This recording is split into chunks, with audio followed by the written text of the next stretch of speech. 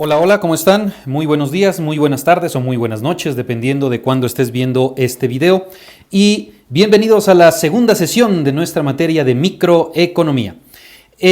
Dentro de los temas que tenemos para esta semana, me pareció más importante, digamos así, o me pareció básico platicar acerca del mercado y de los tipos de mercado que tenemos. Bueno, primero, ¿qué es un mercado? Un mercado, como todos lo sabemos, es un conjunto de potenciales compradores de un producto X o de un producto Y, o de un bien o de un servicio, digamos así. Existen entonces, como podrás por ahí analizarlo, existen tantos mercados como tantos productos hay disponibles, ¿cierto?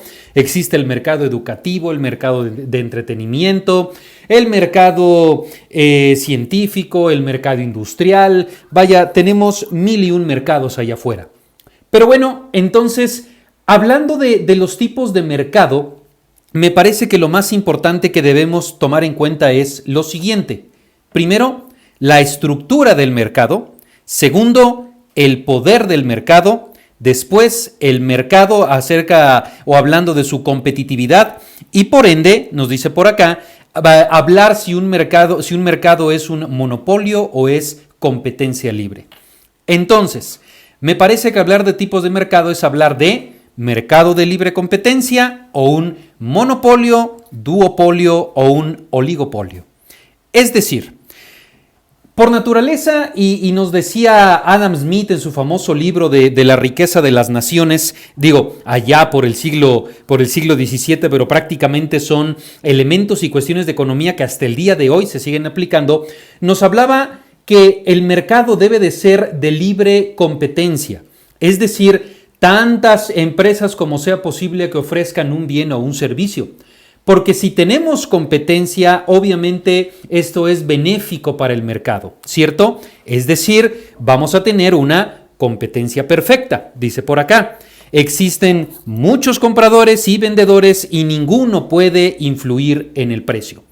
Es decir, hablando de las características de podemos decir que son empresas que tienen precios aceptantes, porque deben de competir con otras empresas.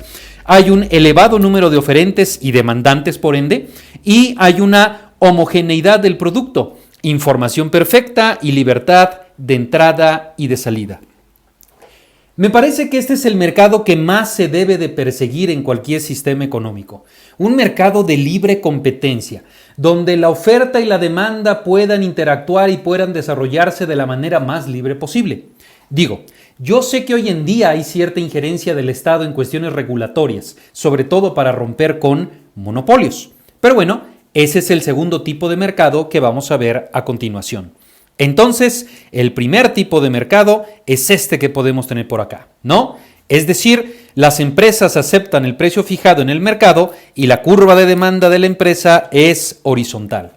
Es decir, esto es una competencia perfecta, ¿no? Me parece que por ahí esto es lo que deberíamos entonces de estar persiguiendo, o el primer tipo de mercado que debe de existir, donde hay muchos ofertantes y muchos demandantes. ¿Vamos bien? Ok. Siguiente. La competencia imperfecta entonces es el monopolio, ¿cierto? Las empresas tienen la capacidad de influir en el precio actuando individualmente. Es decir, y en México lo solíamos ver de manera muy, muy marcada, sobre todo a finales o durante, podríamos decir que lo empezamos a dejar de ver, a inicios del siglo XXI. Pero hasta antes de eso podíamos ver realmente un mercado de monopolio bastante interesante, ¿no? Teléfonos de México, por ejemplo, era un gran monopolio.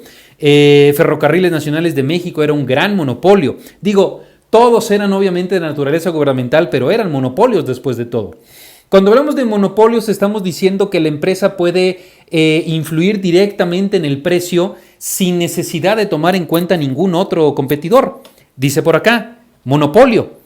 Existe un solo oferente que tiene la capacidad para determinar el precio. Por ende, la curva del mercado es la curva de demanda de la empresa. Y si desea vender una mayor cantidad, debe reducir el precio.